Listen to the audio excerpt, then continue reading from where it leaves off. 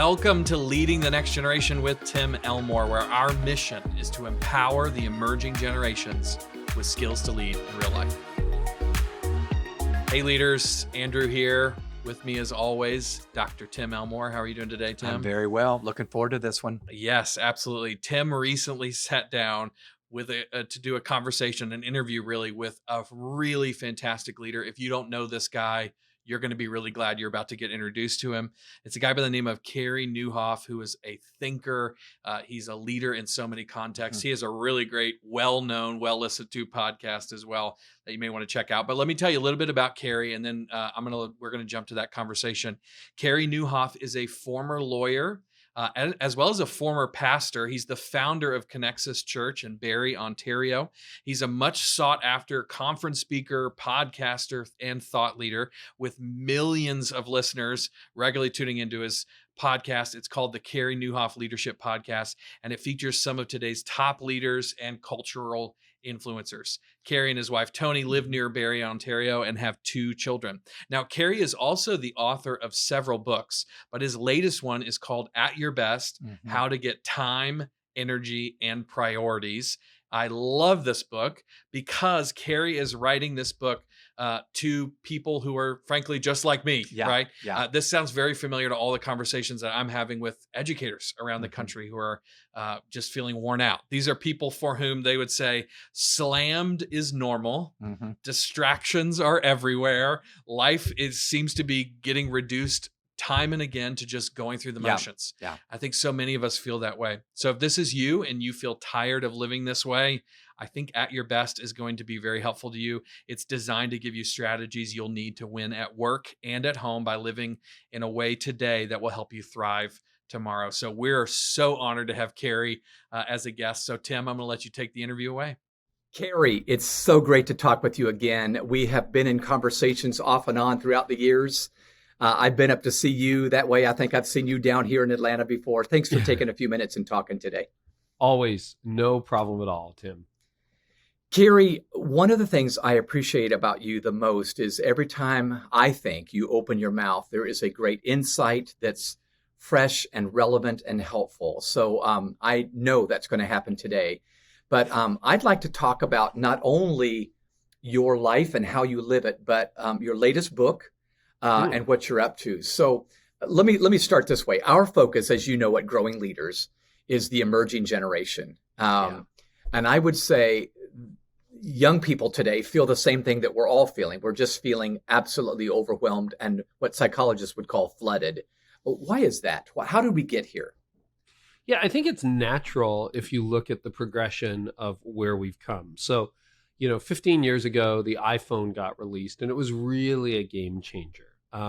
Those of us of a certain age, we remember, like a lot of your audience will remember when there was dial-up, and it was a pain to get online. Yeah. And we had things like snail mail and people like knocking on your door at home.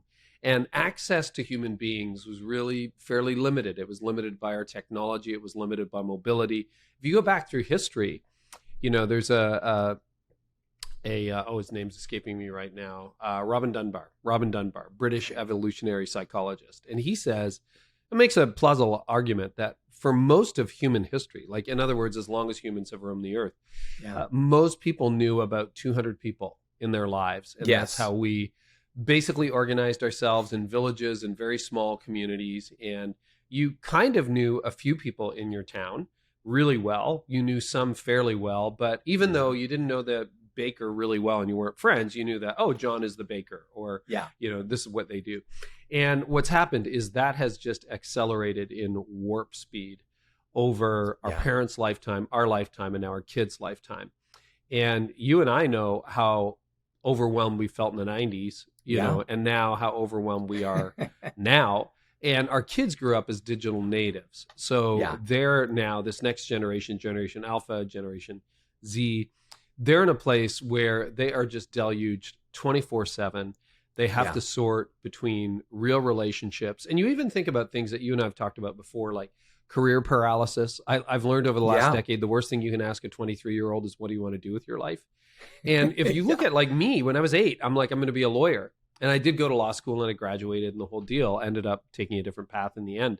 But like, there were 5 options and you just picked one and you went. But I can empathize if you're 22 and you have the world at your fingertips and you've been raised by your parents and educators saying you can be anything. Well, how do you pick one? You end up with this paralysis of choice, this overwhelm. Like, I have 50,000 people who follow me on Instagram, and there are people who have 10x or 100x more. If you have the capacity for a dozen real relationships and 3 close friends, how do you even process that? Like, it's crazy. Right. It's true. And the expectation we sometimes self-impose to keep up with those 50,000 people are ridiculous, I think. Well, we used to have one inbox, and I counted it up. When I was finishing At Your Best, I counted it up. I have 11 now, and I'm probably leaving some out. Yeah. But LinkedIn has an inbox, your email, I have multiple email addresses like many people do. Twitter has an inbox, Instagram has an inbox, Facebook has an inbox, and so on and so on and so on. Yeah. And it's like impossible. Like, how do you even keep up with that with these people you barely know? And the problem, of course, is we're always trying to keep up with the people we don't know, and we're ignoring the people we do know. Yes. So the people closest to us pay the highest price for this. Yeah. What an irony that we tend to start caring more about the people that flippantly follow us on social media platform and the people that are right in front of us at our home or our workplace we don't love well. Yeah. So I want to talk about At Your Best, but because our audience are people that care about the next generation, I'm probably going to look through that lens the entire conversation here, Carey. If educators and youth leaders don't respond well to this overwhelm feeling we have, what's the stake with the burnout that so many feel right now? What would you say is the price tag and why we need to pay attention? Well, you're probably going to burn out or you are burning out. Yeah. So I put, and again, I'm not a clinical psychologist by any stretch. I'm a pastor, lawyer turned pastor turned author, right? Okay, so what do I know? I don't know. But I do research. And I've also burned out. I've had like clinically diagnosable burnout about 16 years ago. If you are actually burned out, you probably know it. You're exhausted. You can't work anymore. You can't function. You're seeking a leave of absence, the whole deal.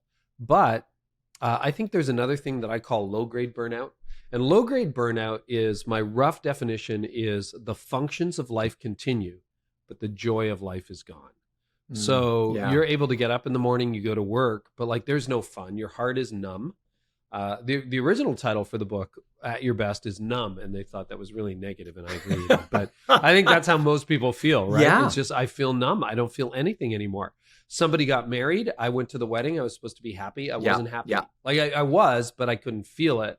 And then I heard that somebody died, and like I didn't feel anything. Or the headlines. It's like between the school shootings and the war in Ukraine and everything we've been through, I would like to say I felt a twinge of compassion for all of those things, but a lot of us would say we don't. And what that is what I call low-grade burnout. And you can go through that, and basically you're putting in time in this world. You're tired all the time. You're overwhelmed, and you end up doing almost nothing well, including your personal life. So I think that's what's at stake. If you ignore this, you're going to live a zombie-like existence, or you're going to burn out. And so I burned out 16 years ago. At Your Best is my response to about a decade after burning out. I had retweaked all of my systems to such a level that I was functioning quite well, like the best I'd ever functioned in my life. And soon the number one question in my life I was getting from people was, how are you getting this all done? And you have a better marriage, and you seem to have a life and hobbies. And I, eventually I took the question seriously. I started writing things down. And then I taught thousands of leaders these principles. They seem transferable, so I put them in At Your Best. But that's so good. I think it is a way. There is a way for you to navigate a growing platform. And when I burned out, what I was leading was not even a tenth of the size of what I'm leading today. Interesting. So you don't have to be the CEO of a Fortune 100 company. You don't have to lead a mega church. You don't have to be principal of a giant school. You can burn out as the pastor of a small church, as a youth leader of a small youth group, of, a teacher of a class of 15. You can burn out. It's just all this inbound is coming at us all the time from every direction. Carey, I even think sometimes the numbness that we feel is a coping mechanism. It's the way we get by. If I emoted all the time for all the Rob Elementary School war in Ukraine, like you just mentioned, I will be emotionally exhausted. I'm not saying numb is a good answer, but it is an answer, I think, sometimes for us. It's the, if you want to put this theologically, and I have a theological background, Yeah. it's like having the knowledge of God without the wisdom of God. Yeah. Yeah. And you get the knowledge of, like, again, if you're in that village for thousands of years, this is how our ancestors lived, you would hear that John the Butcher died and you would be sad because you knew John the Butcher. But you have the capacity to handle all those emotions for 200 people. Yeah. But when you hear that there was a typhoon in somewhere in Asia, it's kind of like, I don't even have a category for this. And I don't know that we were designed to have a category for that. Yeah. You know? I tend to think so. Yeah. I don't know that God actually designed us for that. And so I don't think that's a bad thing, but you got to learn how to manage it, because this is the world we live in, right? Yeah. Like Yeah, you could it go off is. the grid. There's an answer. That's right. Yeah. You go Good off luck the with grid. that. Yeah. Most of us are not going off the grid. And Yeah. apparently, if you actually go off the grid and homestead, it is 100 times more difficult than you think it's going to be. You have this like romantic picture of like, my life is, then you get eaten by a bear and destroyed by bugs, and termites eat your log cabin. So, and then you have no food in December and you starve to death. So, I mean, there's all kinds of complications no matter what you choose. No doubt about it. Yeah. Yeah. So, Carey, I'd love to at least whet the appetite of our listeners now for At Your Best. And listeners, I really think you ought to go get this book. I've enjoyed it. But I'd like to talk in a rat-a-tat sort of way about some of the big ideas just to whet their appetite. So one big idea is the idea of not just managing your time, but managing your energy. Talk about that. Yeah. So time management, million books out there. They're great. I have a couple of strategies, but I was really good at managing time until I burned out, and then it didn't help because you have a fixed commodity. Yeah. So I started paying attention to energy management. And if you think about it, everybody will recognize this. We divide ourselves into morning people or night owls. Yeah. Right. What does that acknowledge? It says, I am better at night, or in my case, I'm much better in the morning. 9 a.m. beats 9 p.m. hands down every day of my life. It just does. So all of your leaders, all the people listening are going to have what I call their prime hours of the day. And I call that your green zone. I think you get, research shows, about 3 to 5 prime hours in a day max. Yeah. We're not robots. Interesting. And then we all have, think of your day divided into 3 zones. Green, red is when you're exhausted. That's where you need more caffeine, a nap, somebody to prod you with a cattle prod or something like that to keep you awake in a meeting. That's your red zone when you're tired, and yellow is everything in between. Yeah. And the secret to productivity for me, and we've been able to coach over 50,000 leaders in this with really encouraging results, is you figure out what you're best at. Like what is your superpower? So for me, I'm a communicator. When I was the lead pastor of a church, it was Sunday morning. When I was a lawyer, it was courtroom work. I had to prep for court. You better be on in court. Now I'm writing books, I'm doing podcasts, I'm creating content for leaders. So it's basically a content creation job. If I do that in the morning, if I do what I'm best at, when I'm at my best, things just go great. And if I blow those morning hours with working out, because I'm not trying out for a professional sports team. I'm not, I'm not doing that. I'll do my workout this afternoon, but I'm not going to do it this morning. Yeah. So when you do what you're best at, when you're at your best, you will see exponential returns. And that applies in your personal life and your professional life. Yeah, that's a doable step for most of us. Yep. Okay, so here's another big idea. You say that vacations and sabbaticals are not enough. And yet I know you believe in those. So talk about that. Why are they not enough, and what do we I'm need not to do? opposed. I'm taking July off this year, Tim. And that's marvelous. Just sort of a line in the sand. I started that a couple of years ago. It's just like, I'm just not working in July. So I am not opposed to vacations. I think most people know how to vacation well. I mean, if you can close that laptop, ignore your phone, not do email on the beach for an hour a day, we all know how to vacation well. But we've all had the experience. You come back from vacation totally refreshed. You're excited. You're ready to go. The first Monday back at 11 a.m., you feel like you got run over by a truck, right? Just boom. Yeah. It's like, what happened? All that energy is gone. The problem is not how you spend your time off. The problem is how you spend your time on. And time off won't heal you when the problem is how you spend your time on. So the problem I'm trying to solve and at your best with that strategy is I'm trying to say, let's look at how you spend your time on so that you feel Like you're not exhausted every day. You're getting 7-8 Yeah. hours sleep. You're accomplishing more. You're having the time to do the things that are meaningful. You're learning how to say no to all the things that don't matter. And you're Yeah. leveraging your energy, not just your time. If you can do that, you're going to like, I've got a busy June, but I'm going to run into, I know that because I planned it ahead. Yeah. I'll Yeah. show you how to do that too. I can show you what March of 2025 looks like in my calendar, which is crazy. Yeah. Yeah. But most of our life is repeated patterns. So you just plan, okay, I'm going to write every morning or 3 mornings a week, or I'm going to do lesson planning, or I'm going to do sermon writing, or I'm going to do whatever that is in this time slot. Nothing's getting in the way. I'll get that done. You can plan that out in advance so that when I go into vacation in July, I'm going to be relatively rested. Like I would say, I can predict, barring any catastrophe, 7 to 8 out of 10, as opposed to limping to the finish line at a 3. Yeah. Taking a week to unwind, a week to sleep, a week to have fun, and then a week to ramp back up for August. No, I'll have a great July and I'll come back with a full tank in August. And because I know how to maintain that, and I show people how to do that, then, you can go another 6 months without a break if you need to. Now, I think you should take them more often. But Sure. that's the problem with vacations and I love sabbaticals. that. That totally makes sense. Carey, when I interview leaders and I ask what are the biggest culprits to them being at their best or living their best life, a lot of times they bring up interruptions. Yeah. How do you keep other people from hijacking your day? Couple of strategies. Number one, I do protect my personal phone number and my inbox, my personal email. We serve millions of leaders, so we get a lot of inbound. There are public addresses that goes to. But I want to put ourselves in the place of the average youth pastor, the average teacher, who maybe has, you got 100 kids in your youth group or 50 kids in your youth group, or you've got, a couple hundred students you're managing max. What you've got to do, because you're constantly accessible on your phone, is you have to set office hours or say, I'm going to be available. Listen, parents, if you want to reach me, the best way is Facebook Messenger, or the best way is this email, or the best way is Instagram. Like pick a channel. Good. I would encourage you not to give out your cell phone to everybody you know. I think that's a mistake. Or get a second number so you can change that and have an actual life where you can be off. But the problem is you can work anywhere now and you can work anytime now. So people do work anytime and they do work anywhere. And back in the day, like people couldn't reach you unless they had your home number.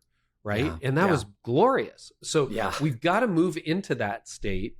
And then you've also, the last thing I would say, Tim, is you probably have what I call frequent flyers. And it's always the same 4 or 5 parents who are always upset, never an energizing thing. You've always got that one problem parent or that one problem kid.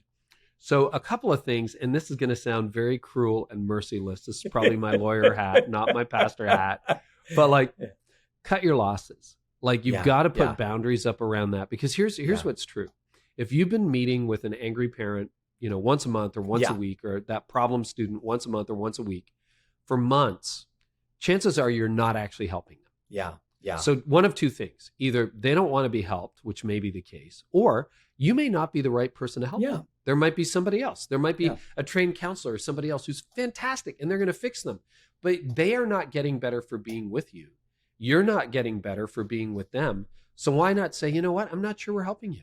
And then you move on. And then you know what you do? You fill that slot with your best parents, with your favorite student, and they will appreciate it. And you will go faster, further with them, and they will start to soar. And so I started doing that. And, so you make yourself a little less available, but healthy people respect those boundaries. Yeah, I think you're right. In fact, I was thinking while you were talking, I wonder if many people's problems, even leaders, is we don't want to be disliked. We are people 100%. pleasers. So maybe 75% of our problem is we won't say no. We won't cut our losses when really we need to. It's not the best, but it's the best we can do given our current reality.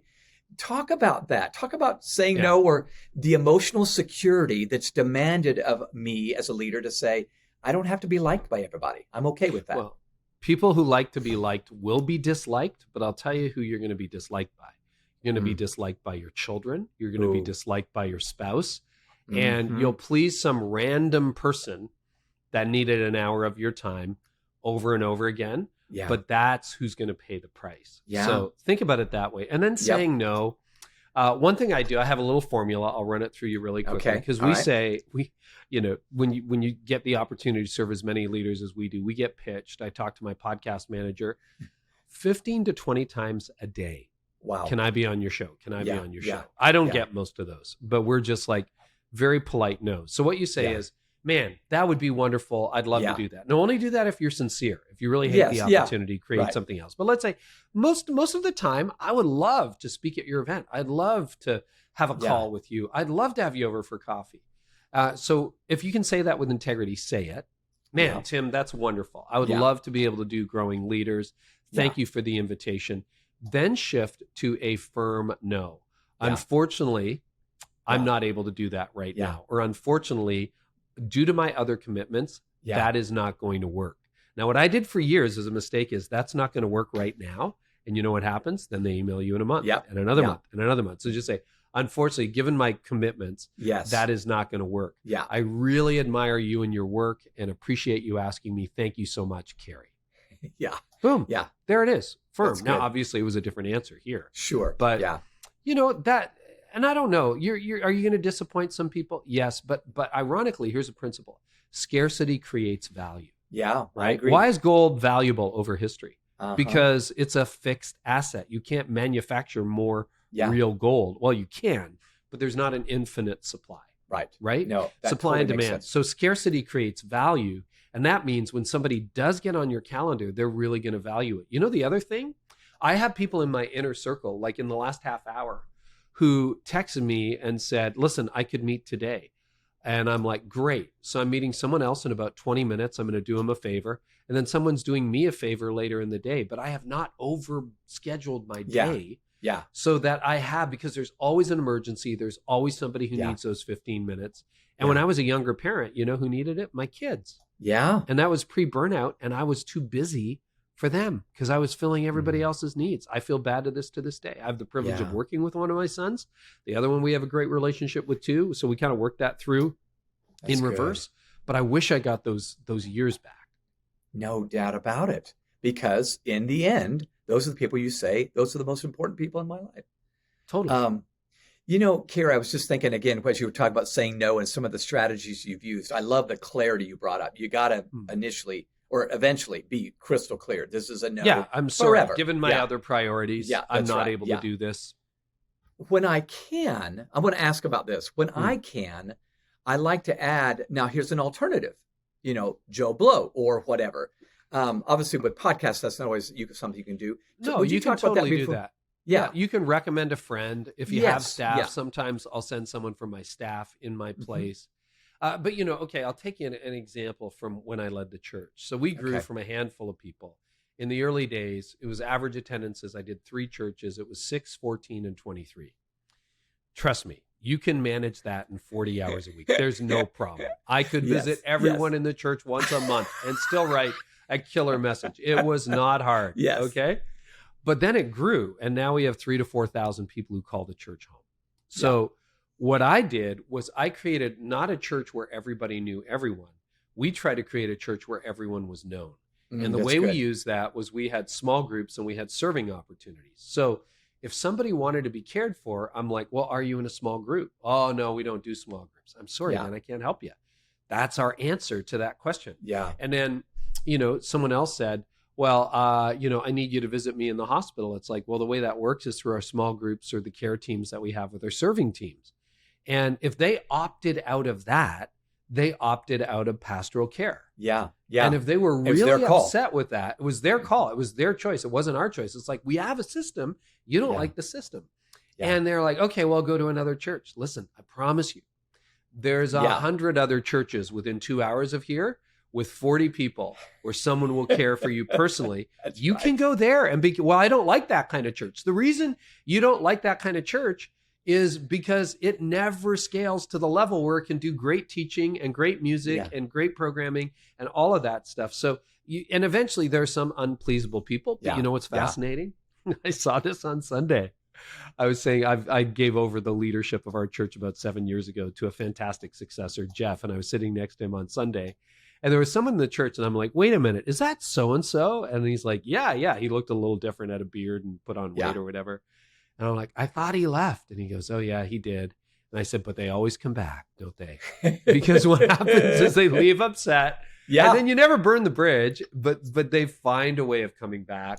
And, you know, I am going to be a disappointment to some people. I get that. But we're almost 23 million downloads into the podcast, and we get the privilege of serving millions of leaders a year. And like, you know how that happens? Because I make myself scarce. Because now I can create great content. Now I can write a book. That's right. At Your Best went through 8 drafts. It was like pulling teeth, but I wanted a great book. You don't get 8 drafts if you're running around like a chicken with your head cut off every day. And you don't get the you said at the very beginning, which I appreciated, you know, you always seem to have like this thought or whatever. Yeah. You know why? Because most of my time is unscheduled. Yeah. And yesterday I was trying to solve a sermon problem. I don't preach a lot these days anymore. I was trying to solve a sermon problem. So you know what I did? I got out my hose and I started watering my lawn. And I started thinking about the problem, and I'm like, oh yeah, that's how to solve it. That's how to solve it. Yeah. You know what you need? You need lots of time. And it's there. Everybody listening to this podcast has 24 hours today. That's right. So stop saying you don't have the time.